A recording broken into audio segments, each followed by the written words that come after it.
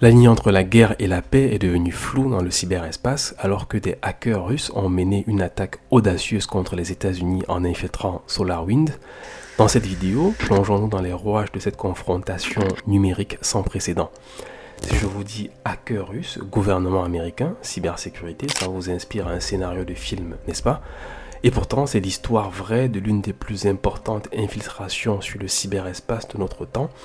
Aujourd'hui, nous allons revenir avec vous sur la cyberattaque qu'a subie en 2020 l'entreprise éditrice de logiciels de gestion de réseau SolarWinds. Tout commence le 8 décembre 2020, l'entreprise FireEye, très connue dans le monde de la cybersécurité, et Microsoft révèle au grand jour avoir subi des infiltrations dans leur système par le biais de mises à jour infectées sur le logiciel Orion de SolarWinds. À ce moment-là, c'est la panique. En effet, le logiciel en question est utilisé par un très grand nombre d'utilisateurs dont, nous le verrons par la suite, certaines branches du gouvernement américain. L'infiltration est ultra sophistiquée et semble avoir commencé il y a environ 1 an déjà, sans jamais avoir été découverte auparavant. Un conseil de sécurité d'urgence nous révèle qu'un cheval de Troie aurait été placé dans les lignes de code de mise à jour du logiciel Orion de façon totalement indétectable. Dans le monde des hackers et de la sécurité informatique, un cheval de Troie fait référence à un type de logiciel malveillant qui semble être légitime, mais qui contient en réalité du code malveillant. Ce code permet généralement à un attaquant d'accéder et de prendre le contrôle à distance du système infecté, sans que l'utilisateur ne le sache. Les chevaux de Troie sont souvent dissimulés dans des fichiers ou des programmes apparemment inoffensifs, tels que des applications légitimes, des pièces jointes de courrier électronique, des téléchargements de logiciels ou même des liens sur des sites web. Une fois que le cheval de Troie est exécuté sur un système, il peut effectuer une variété d'actions malveillantes, telles que voler des informations sensibles, enregistrer des frappes au clavier, installer d'autres logiciels malveillants, ouvrir des portes dérobées pour permettre un accès ultérieur à l'attaquant ou détruire des données.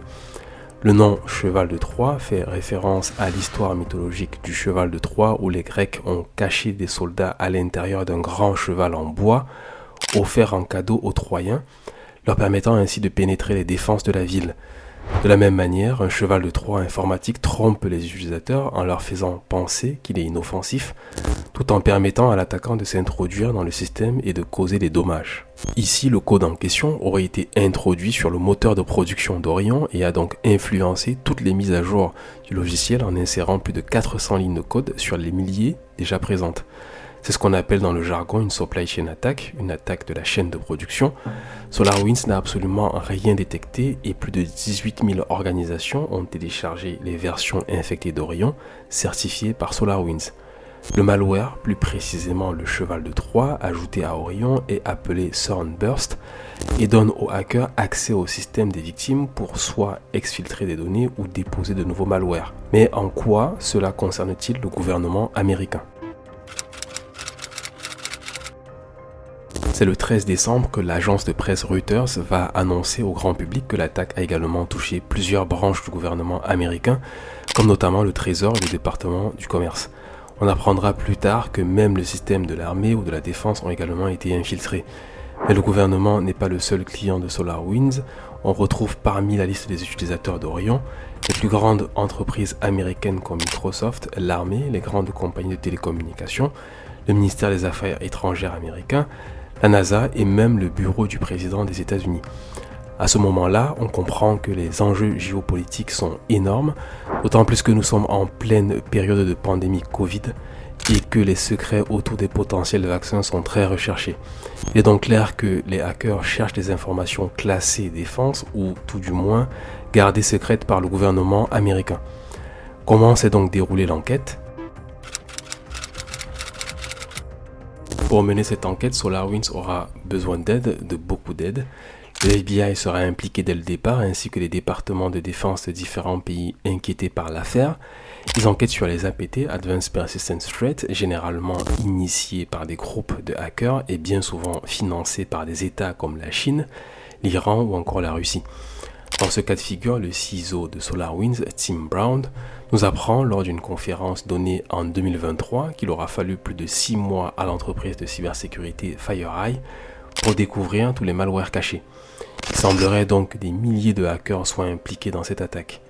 Les codes du Sunburst sont extrêmement avant-gardistes, ils ne se déclenchent que 14 jours après leur activation et ne fonctionnent que dans certains environnements, ce qui les rend indétectables dans un test de malware par exemple.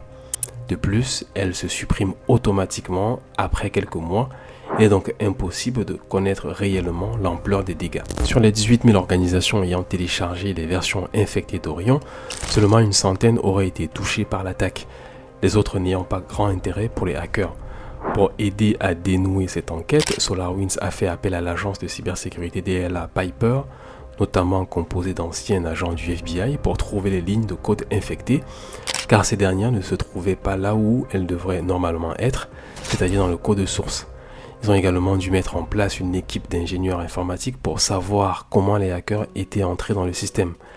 Une équipe de communication pour relayer les informations au fur et à mesure, car de nombreux États et nations les contactent pour connaître l'ampleur des dégâts. Le FBI est chargé de retrouver les hackers. Différents chercheurs se rattachent à la crise, parfois pour tenter de se faire un nom dans l'affaire du siècle, et les médias s'en donnent à cœur joie pour relayer la moindre mauvaise nouvelle, allant jusqu'à interviewer des anciens employés de SolarWinds, faisant perdre beaucoup de temps et d'énergie aux équipes qui enquêtent. Après 5 mois de recherche, la source est enfin trouvée et les codes sont révélés au grand public afin de permettre une meilleure prévention des risques. Les codes en question pourraient très facilement se retrouver sur d'autres logiciels dans d'autres entreprises. À ce niveau-là, tous les fournisseurs de logiciels informatiques se posent des questions quant à leur propre sécurité. Si une entreprise aussi prestigieuse que SolarWinds n'a rien vu venir, alors qui d'autre peut bien être surveillé? C'est une révolution dans le monde de la cybersécurité.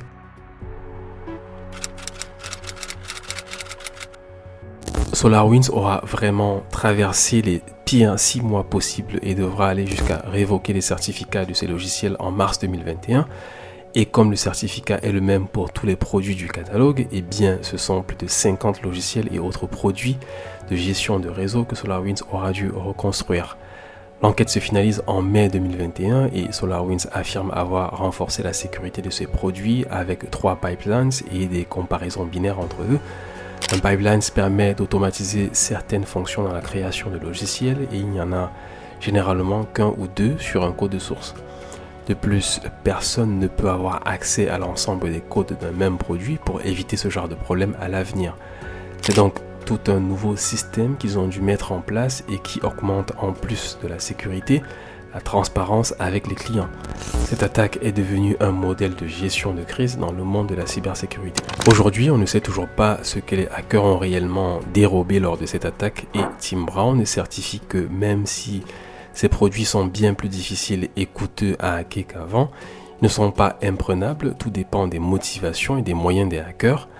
L'attaque sera finalement attribuée à plusieurs groupes de hackers russes financés par l'armée et des sanctions seront données au SVR russe, les services de renseignement extérieur. Ces groupes sont le APT-29, Cozy Bear et The Dux. Ces allégations sont évidemment réfutées par le Kremlin. En réponse, les États-Unis ont expulsé 10 diplomates russes, dont 5 sont des employés de services de renseignement russes. Ces mesures de représailles visent non seulement le cyberespionnage via SolarWinds, mais aussi l'ingérence dans les élections américaines de novembre dernier et l'occupation de la Crimée. De plus, l'administration Biden interdit aux banques américaines de négocier les obligations d'État russes émises à partir du 14 juin. D'autres sanctions seront également imposées à des organisations et à des personnes, notamment 6 fournisseurs russes de services de sécurité informatique, soupçonnés de soutenir les services de renseignement russes. L'attaque de SolarWinds est sans précédent et interroge le monde de la cybersécurité, mais également tous les utilisateurs. Sommes-nous vraiment protégés sur Internet? Et si les hackers avaient décidé d'infiltrer un logiciel grand public comme Microsoft Word par exemple?